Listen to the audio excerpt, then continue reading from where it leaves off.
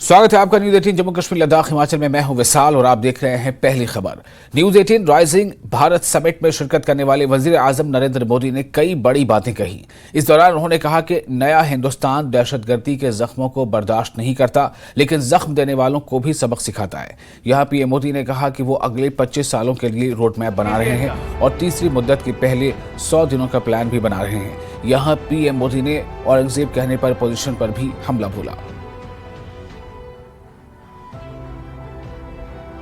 प्रधानमंत्री जी, आपका बहुत बहुत स्वागत है, आभार। एंड मैं नाउ रिक्वेस्ट आतंक के सरगना हो या विकास और शांति की चाहत रखने वाले देश हो, सबने राइजिंग भारत अनुभव किया है।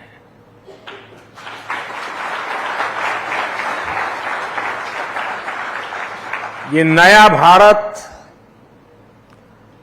आतंक के जख्म को नहीं सहता है।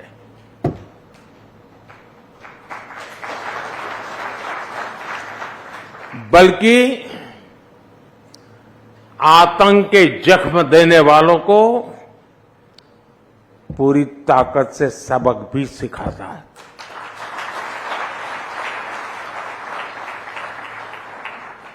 जो हमें आतंकी हमलों के जख्म देते थे, उनकी क्या हालत है, ये देशवासी भी देख रहे हैं और दुनिया भी देख रही है।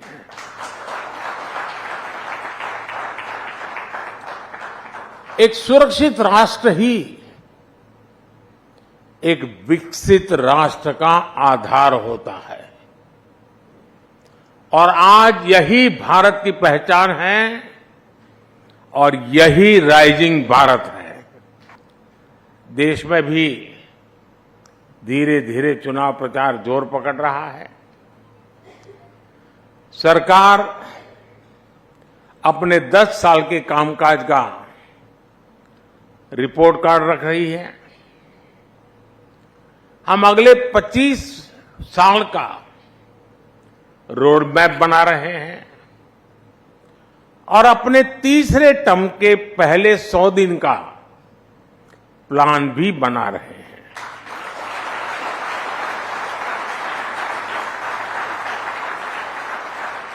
दूसरी तरफ हमारे जो विरोधी हैं, वो भी नए कीर्तिमान बना रहे हैं।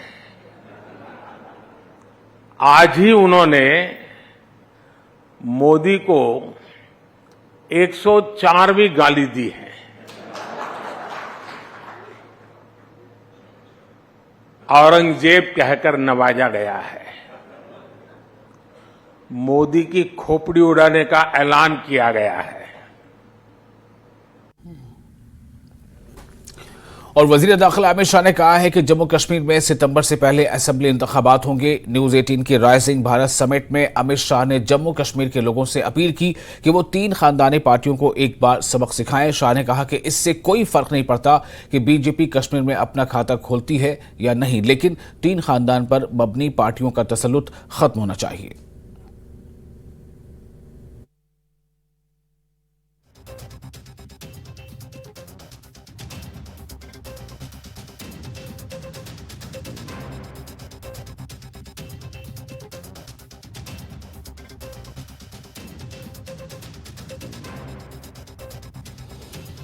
और राइजिंग भारत के स्टेज पर वजीर दाखिला ने CAA, शरीयत और हदीस, यकसा सिविल कोड, दफा 370 की मनसूखी समेत कई दीगर मौजूआत पर खुलकर अपनी बात रखी।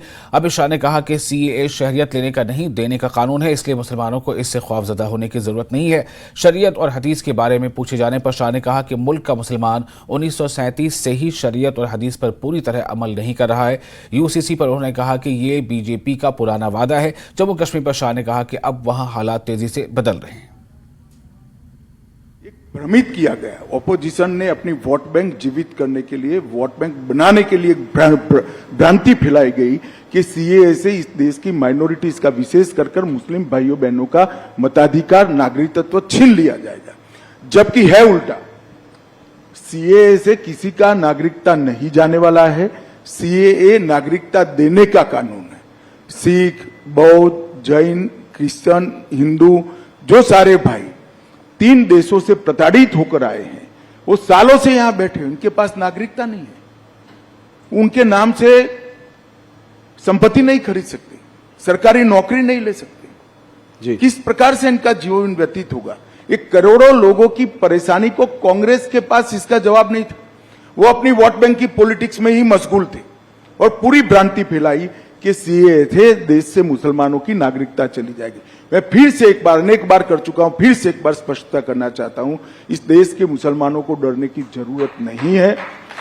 सीए नागरिकता लेने का कानून ही नहीं है, नागरिकता देने का कानून है। ऑपोजिशन पार्टीज का कहना है कि क्या मुसलमानों को शरिया और हदीस के हिसाब से रहने का हक नहीं है?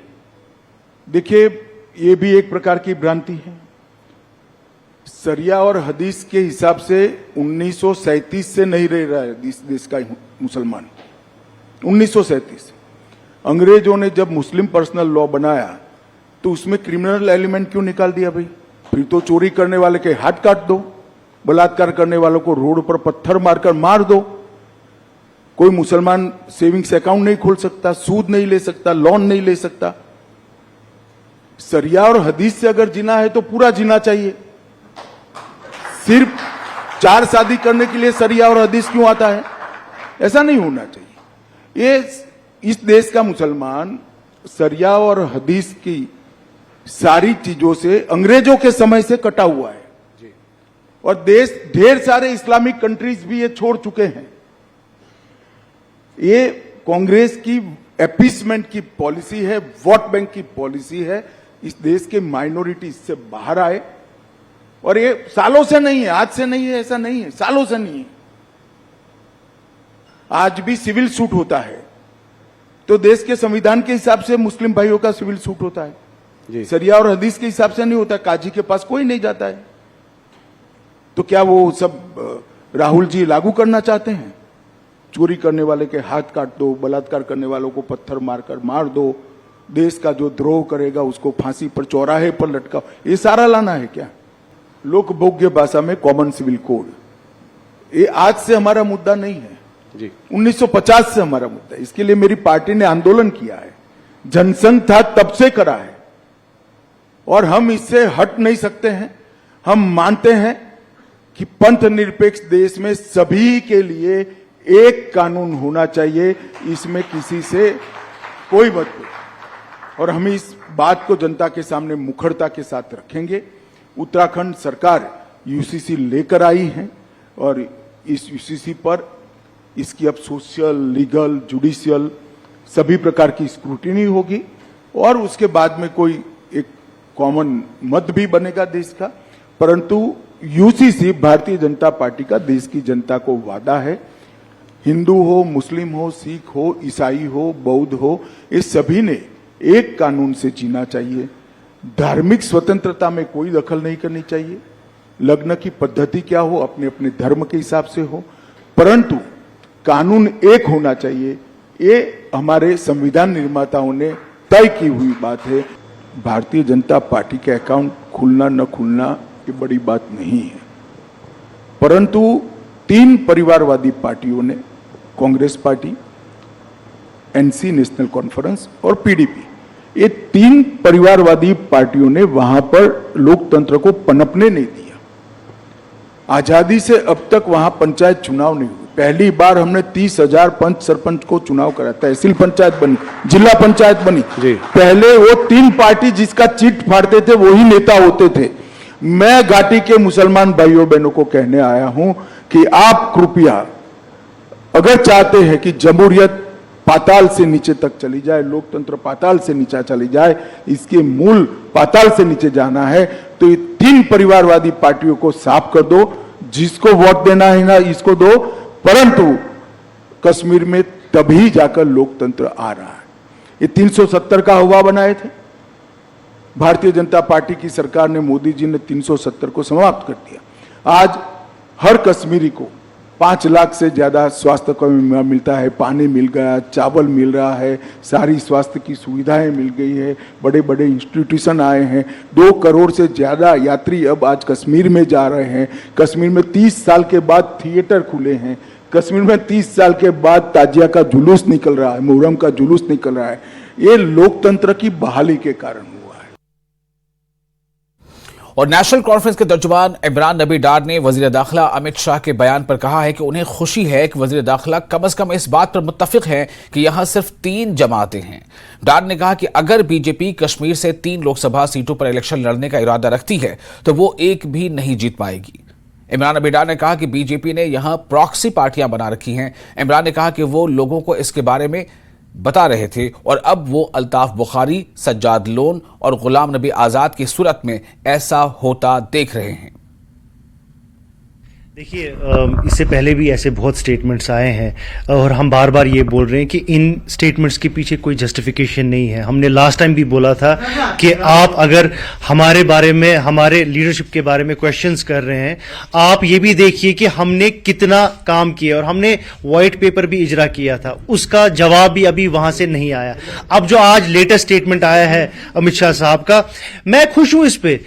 उन्होंने एतराफ किया कि बीजेपी एटलीस्ट कश्मीर रीजन में कहीं वजूद में नहीं है। जो हम बार बार कह रहे थे कि बीजेपी का कैंडिडेट अगर कश्मीर की 3 सीटों में कंटेस्ट करने उठेगा, उसका सिक्योरिटी भी डिपॉजिट ये नहीं मिलेगा, जब्त हो जाएगी।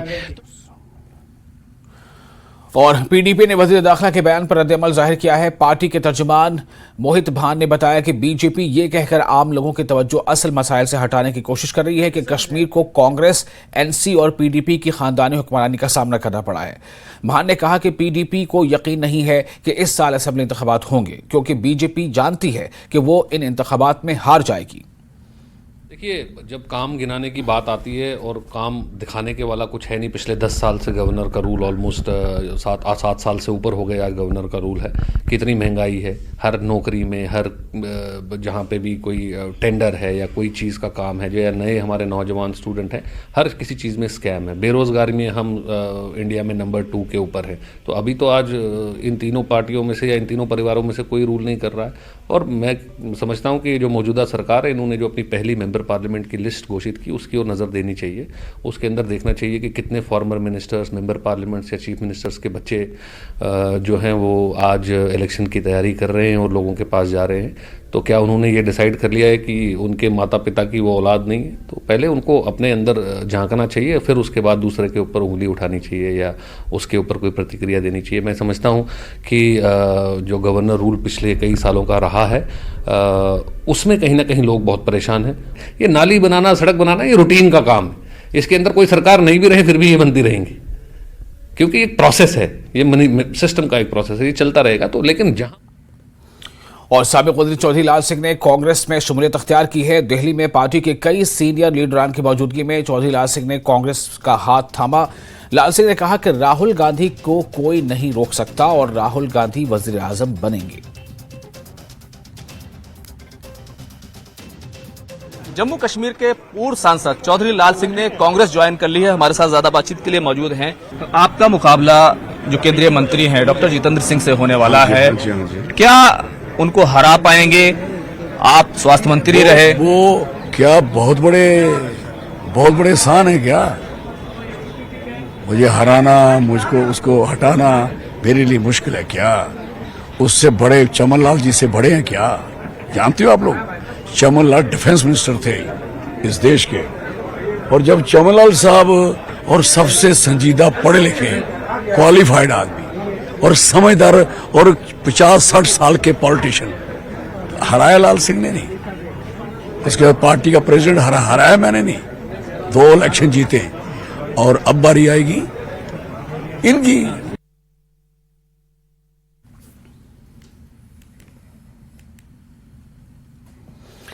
और जिंदगी के मुख्तलिफ शोबों से ताल्लुक रखने वाले लोग सोनम वांगचुक की हिमायत के लिए भूख हड़ताल के मकाम लेह पहुंचे।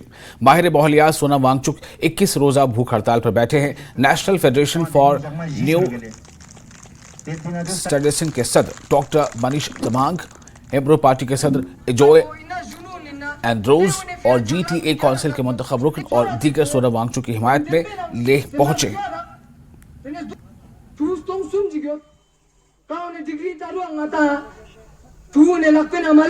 Masjid itu na isi chotar kong Barman Nubran juk tenok ladring Urman Lubrana Juktano Kong Adring Jagma जी छरो गेले डॉक्टर मुनीश तमांग जी आए यहाँ पे सपोर्ट जताने के लिए। उनके साथ आज स्पेशली दार्जिलिंग से गोरखालैंड टेरिटोरियल काउंसिल के काउंसलर अजय एडवर्ड जी यहाँ पे आए, जो कि वहाँ के स्थानीय पार्टी हमरो पार्टी का अध्यक्ष भी है। वो हमारे इस अनशन में जुड़े और उन्होंने इस अनशन में लगभग 100 घंटे का अनशन रखने का उन्होंने यहाँ से ऐलान करा। उनको भी मैं एपेक्स बॉडी के तरफ से धन्यवाद कहना चाहूँगा। और इस मुहिम से हर दिन बहुत सारे लोग हर जगह से ना केवल लद्दाख से बल्कि लद्दाख के भी बाहर से बहुत सारे लोग यहाँ इस मुहिम में जुड़ रहे हैं, अनशन में जुड़ रहे हैं। उन तमाम लोगों को मैं धन्यवाद कहना चाहूँगा। और फिलहाल एक छोटा सा ब्रेक लेते हैं। ब्रेक के बाद खबरों का सिलसिला जारी रहेगा।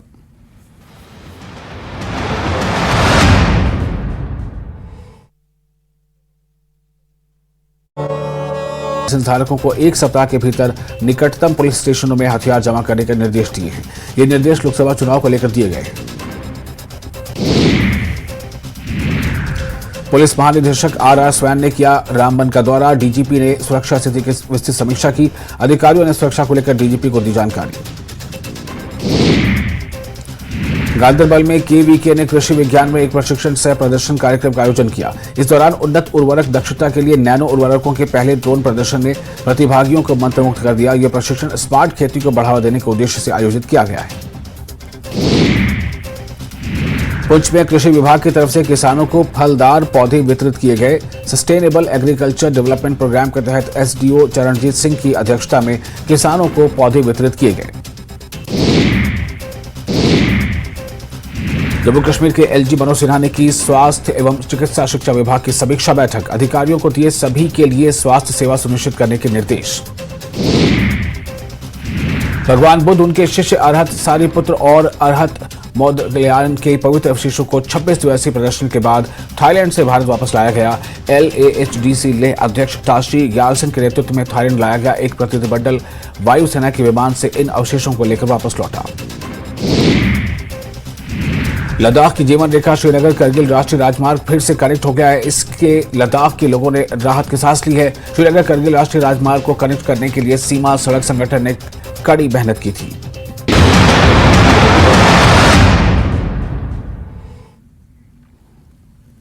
ब्रेक के बाद एक बार फिर आपका स्वागत है। पाकिस्तान में दहशतगर्दों ने ग्वादर पोर्ट कॉलोनी पर हमला किया। इन्होंने कॉलोनी में घुसने की कोशिश की। इस दौरान हुई गोलीबारी में 2 सिक्योरिटी एहलकारों की मौत हो गई, जबकि सभी 8 दहशतगर्द मारे गए। बड़ी तादाद में असलहा व गोला बारूद बरामद किया गया है।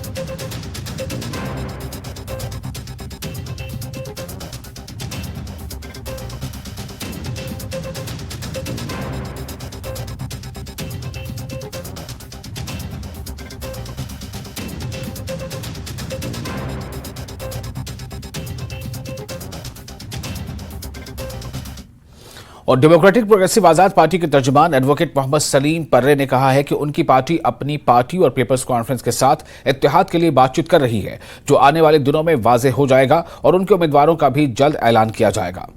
पर्रे ने उनको बीजेपी की बी पार्टी करार देने वाली जमातों पर भी निशाना साधा। रीजनल पॉलिटिकल पार्टीज को इसके लिए लड़ाई जरूर लड़नी पड़ेगी। तो इसके लिए हमारी पार्टी, हमारे कायद ने एक पहल की है।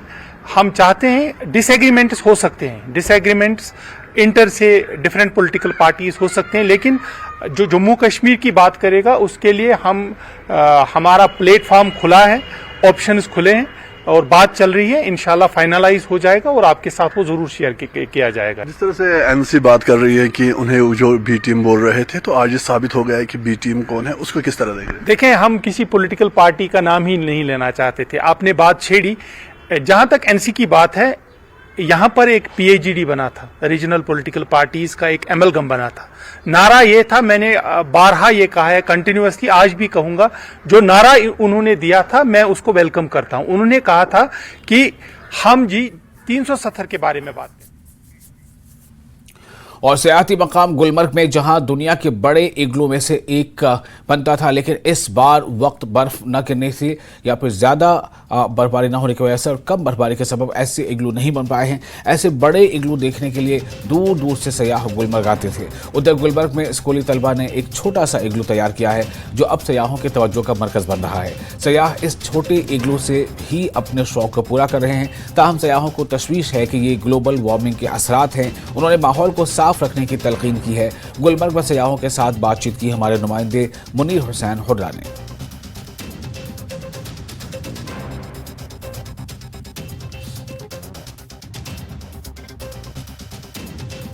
गुलमर्ग खूबसूरत जगह है, बर्फबारी काफ़ी होती थी, मगर इस बार जो इस साल बर्फबारी लेट हुई है और काफ़ी कम बर्फबारी हुई है। जैसा कि जानते हैं, सभी जानते हैं कि गुलमर्ग में इग्लो बनता था और वो एशिया और वर्ल्ड क्लास के इग्लो बनते थे यहाँ पे और काफ़ी तादाद में लोग यहाँ पे आते थे। मगर इस बार बर्फबारी न होने की वजह से और कम लेट में बर्फबारी होने की वजह से और कम बर्फबारी होने की वजह से वो इग्लो नहीं बन पाया। मगर यहाँ पे एक छोटा सा इग्लो बनाया है, ये स्टूडेंट्स ने बनाया है और यहाँ जो यूथ सर्विस एंड स्पोर्ट्स है उन्होंने बनाया था। तो मगर यहाँ पे कुछ सयाह जो है वो अब इस इग्लो में देखने के लिए आते हैं, क्योंकि यहाँ पे ये सयाह है ये भी यहाँ इग्लो देखने के लिए आए थे, मगर अब उन्होंने अपना शौक जो है इस छोटे से इग्लो से निकाला। चलिए उन्हीं से हम बातचीत करेंगे, उन्हीं की ज़बानी से सुनेंगे। जी, आपने कब सुना था कि यहाँ पे इग्लो बनता था, वर्ल्ड का हाईएस्ट और एशिया का हाईएस्ट? तो अभी क्या यहाँ पे आप आए हैं, क्या इग्लो देखने को मिला?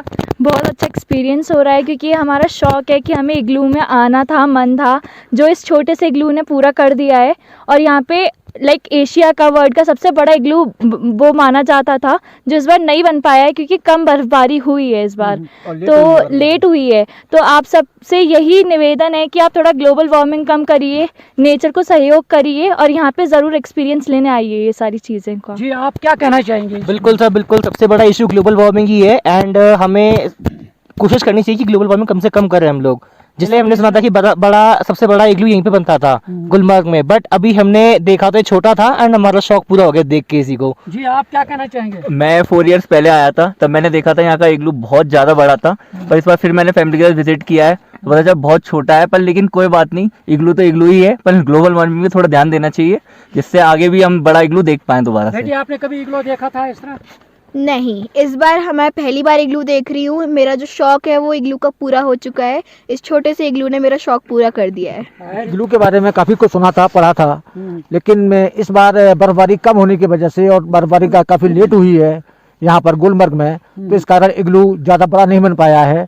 बस अपना उसका थोड़ा सा प्रारूप है देखने को मिल गया है, उससे हमने अपने मन को सेटिस्फाइड कर लिया है कि। तो नाज़रीन, आपने सुना है कि किस तरह इन टूरिस्ट ने कहा कि उन्होंने पहले देखा था और सुना था कि यहाँ पे बड़ा इग्लू होता था, मगर इस बार नहीं बन पाया और इसलिए उन्होंने मैसेज दिया है कि ग्लोबल वार्मिंग की वजह से ये सारी चीज़ें हो रही हैं, क्योंकि यहाँ पे बर्फबारी लेट हुई है, कम हुई है, और इसलिए उन्होंने मैसेज दिया है कि लोगों को एनवायरनमेंट को बचाने की ज़रूरत है और साथ ही जो आलूदगी है उससे बचने की ज़रूरत है, ताकि आने वाले वक्त में इस तरह की दिक्कत, इस तरह की नौबत ना आए। जिस मकसद के लिए टूरिस्ट आते हैं, चाहे इग्लू देखने के लिए, बर्फबारी देखने के लिए, वो मकसद उनका पूरा हो जाए। न्यूज़ 18 जम्मू कश्मीर के लिए मैं गुलमर्ग से मुनीर हुसैन हुर्रा। और वादी कश्मीर में बिहार का मौसम शुरू होने से यानी जो बहार है वो हर तरफ फैली है और इस बहार के मौसम में लोगों को सिर्फ अगर अफसोस है तो इस बात का कि बर्फबारी वक्त पर नहीं हुई और बर्फबारी जो हुई वो कम हुई।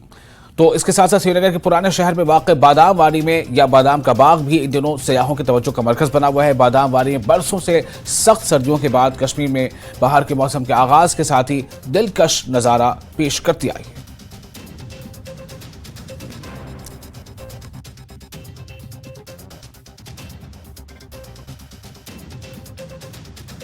सबसे पहले तो लोग काफ़ी काइंड है, that's something stood out for both of us, and the cleanliness has been stand out as well in Srinagar, and I think I'll also have to give credit to our local driver who has been very considerate, and वो हमें ऐसे places लेकर भी आ रहे हैं, but all has been planned by my wife, so and we're just glad that we could visit Badam Vair and यहाँ के almond के।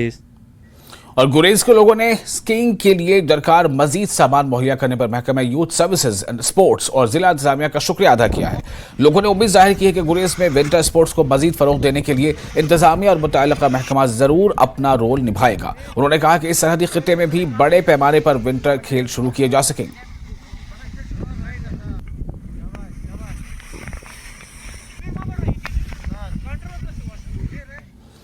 और तकरीबन 2 दहाइयों के वक्फे के बाद डोडा टाउन में लोगों के एक ग्रुप ने सहर खानी की रस्म को बहाल किया है। वादी चनाब में दहशतगर्दी के खात्मे और इस पहाड़ी इलाके में अमन की वापसी के साथ ही कुछ नौजवान रजाकारों ने सहर खानी की रिवायत को दोबारा शुरू किया है। ये लोग अब रमज़ान के महीने में इसका बाकायदा तरीके से इनेकाद कर रहे हैं। इन लोगों को एक पोर्टेबल लाउड स्पीकर, साथ ही पुरानी आयात और तिलावत करने और नात पढ़ते हुए देखा जा सकता है।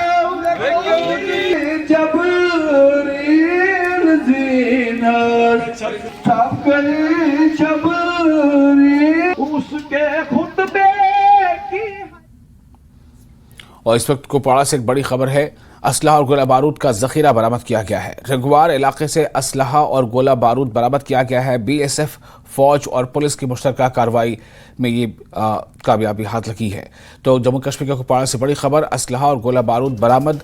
असलहा और गोला बारूद का जखीरा पुलिस के हाथ लगा है, सिक्योरिटी एजेंसी के हाथ लगा है। रंगवार इलाके से असलहा और गोला बारूद बरामद किया गया है। बीएसएफ, फौज और पुलिस की मुश्तरका कार्रवाई के नतीजे में ये कामयाबी हाथ लगी है। और ये वो तस्वीरें हैं जो आप देख सकते हैं किस तरह से तमाम ये जखीरा पुलिस के हाथ लगा है, सिक्योरिटी एजेंसी के हाथ लगा है। कुपवाड़ा से बड़ी खबर, असलहा और गोला बारूद का जखीरा बरामद। रंगवार इलाके से असलहा और गोला बारूद बरामद किया गया है। बीएसएफ, फौज और पुलिस की मुश्तरका कार्रवाई।